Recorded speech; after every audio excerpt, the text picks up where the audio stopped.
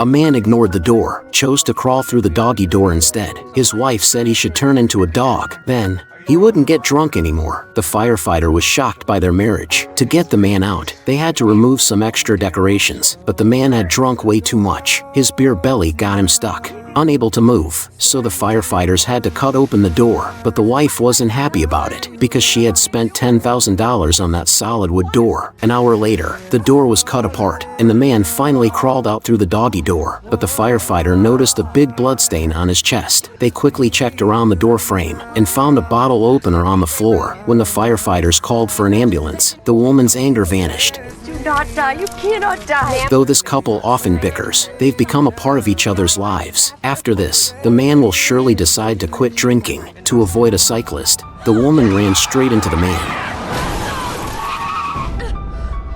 After she woke up, she fixed her hair and just drove home, leaving the man stuck in the windshield. The next day, the woman, with a big bump on her head, got into the car. Oh God! The list. You forgot the list. After saying that, she got out to fetch the list, seemingly not noticing the man in the windshield. Once she had the lists, she drove to work. Coincidentally, it was Halloween. Everyone was in costume, so pedestrians weren't surprised by anything unusual. That one's so cool. Right there. When the woman's car appeared, kids were amazed by her creativity. That level of violence is totally acceptable to me. But soon, the children's parents noticed the man's foot move. He wasn't a dummy. 911, what's your emergency? Yes, hello. I think there's a body sticking out of somebody's car windshield. I'm sorry? Are you sure it wasn't a Halloween decoration? The dispatcher immediately sent firefighters to track the car. Buck forced the woman to stop and shone a flashlight in her eyes, noticing she seemed dazed. He then checked on the man. Fortunately, he was still alive. Do you know why the woman ignored the man in the car?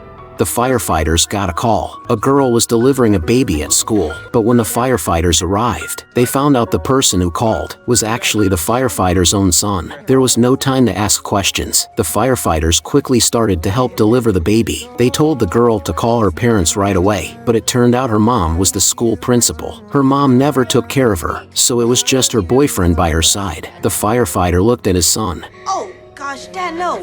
It turned out they were just friends. Now the dad could focus on the rescue, but the ambulance was still far away, so the firefighters had to deliver the baby themselves. The girl shouted, "I can't take it anymore." Then the baby was born, still in the amniotic sac, without proper tools. The firefighter hesitated, but then the baby's leg twitched a little. The firefighter quickly tore open the sac, sucked out the water with a straw, and the baby started to breathe. At this moment, the principal finally showed up, but where was the baby's father? The boy wanted to buy an Xbox, so he decided to help his neighbor by shoveling snow, but he got his hand stuck in the snow blower, and one of his fingers got cut off. When the firefighters arrived, they quickly turned off the snow blower. They had to go find tools to cut the shaft. The paramedics picked up the boy's finger from the ground. The boy thought his hand was just stuck, but he didn't realize his finger had been cut off too. Now, even if he saved enough money to buy the Xbox, he probably wouldn't be able to play it. The firefighters quickly cut one side of the shaft, but the other side was too close to his hand. As they hesitated,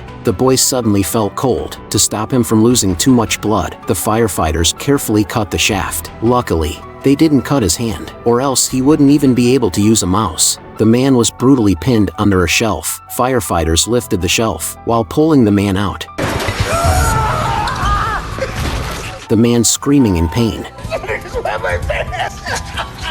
Turned out, just a moment ago, the boss had scolded the employees. It was taking them 15 seconds to find one item, which was slower than a robot. So, he didn't allow the employees to take bathroom breaks, but the man couldn't hold it any longer, so he peed on the robot. Shortly after, the robot started malfunctioning, spinning around and crashing into the shelf,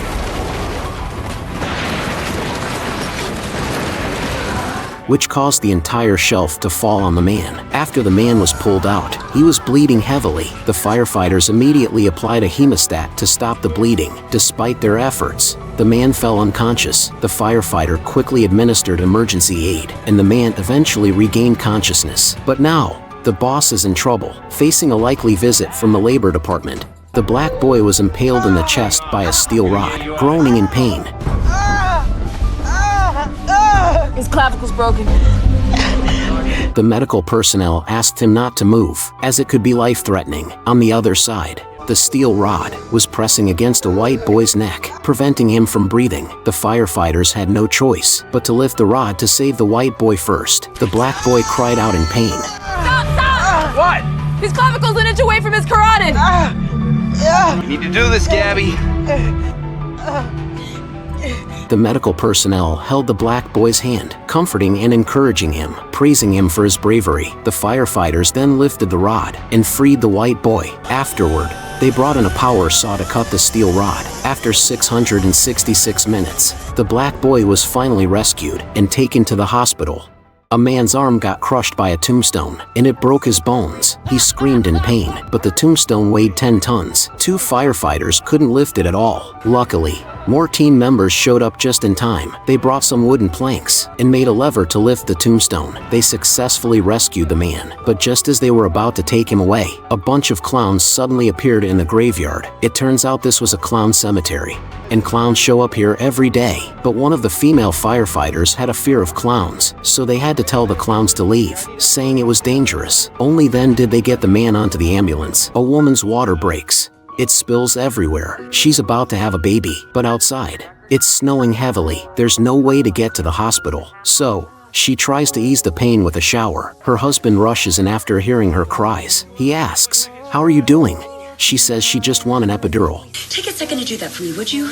And then let me know you wouldn't run naked to the hospital in this damn blizzard if the doctors could make your pee basketball hurt just a fraction less. Just then, a female firefighter suggests, sitting on a yoga ball might help a little. A yoga ball isn't an epidural. The contractions keep coming. Finally, it's time to give birth. 3 firefighters help deliver the baby together. After a wave of pain, a brown-skinned baby enters the world. The woman cheers with joy, not just because of the baby, but also because the pain has stopped. Are you afraid of giving birth? The house caught fire. A firefighter was trying to rescue the man. However, turned out, the man's wife was still inside. The firefighter had to forcibly pull the man out. As they left, the man threatened the firefighters, demanding him rescue his wife. But the woman had been in the fire for too long. When she was finally rescued, her entire body was burned. The man looked at his wife in disbelief. Carol! Hey! Trust me, they're doing everything they can. She was rushed to the hospital, but it was clear she wasn't going to make it. The firefighter felt guilty. However, at the fire scene, the captain noticed some suspicious traces. It was evident that the fire was deliberately set. But who could it be? The captain suspected the woman's husband. The firefighters couldn't believe it. After all, the man seemed to love his wife so much, and he had an alibi. The captain went to the scene to investigate and found a router and network cables. It turned out that the man had remotely controlled a power strip to ignite with chips that he had prepared in advance. The fire quickly consumed everything, including his wife, with whom he had a troubled relationship. Hi, Snail Movie here.